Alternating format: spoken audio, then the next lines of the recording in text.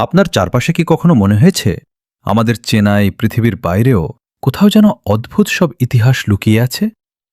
এমন এক শহর যার কথা শুনলে আজও বড় বড় বিজ্ঞানীদের মাথা ঘুরে যায়।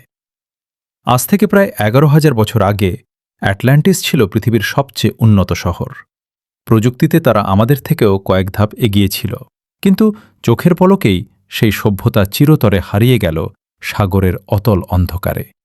আজ মাইন্ডসেট মাস্টারিতে আমরা খুঁজে দেখব অ্যাটলান্টিস কি সত্যিই কোথাও ছিল, নাকি এটা কেবলই এক রহস্য। সবকিছুর সূত্রপাত প্রাচীন গ্রিক দার্শনিক প্লেটোর হাত ধরে।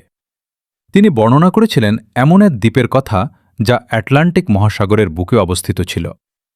কথিত আছে সমুদ্রের দেবতা পোসাইডন নিজেই তৈরি করেছিলেন এই শহর। অ্যাটলান্টিসের মানুষ ছিল অকল্পনীয় সম্পদের অধিকারী, কিন্তু সম্পদের অহংকারে তারা যখন প্রকৃতির নিয়মকে উপেক্ষা করতে শুরু করল, তখন দেবতাদের ক্রোধ আর প্রকৃতির তাণ্ডবে একদিন হঠাৎ করেই অ্যাটলান্টিস হারিয়ে যায় মানচিত্র থেকে। মাত্র 24 ঘণ্টায় পুরো শহরটি কি সত্যি সাগরে তলিয়ে গিয়েছিল? হাজার বছর ধরে মানুষ খুঁজে চলেছে সেই হারানো শহর। কেউ বলে এটি স্পেনের উপকূলে, আবার কেউ বলে সাহারা মরুভূমির চোখের নিচে লুকিয়ে আছে সেই ধ্বংসাবশেষ। আধুনিক সোনার প্রযুক্তি কি পারছে সেই সত্য উন্মোচন করতে? নাকি অ্যাটলান্টিস আসলে কোনো শহর নয়, বরং প্রাচীন মানুষের মনে গেঁথে থাকা এক প্রাকৃতিক দুর্যোগের দুঃস্বপ্ন?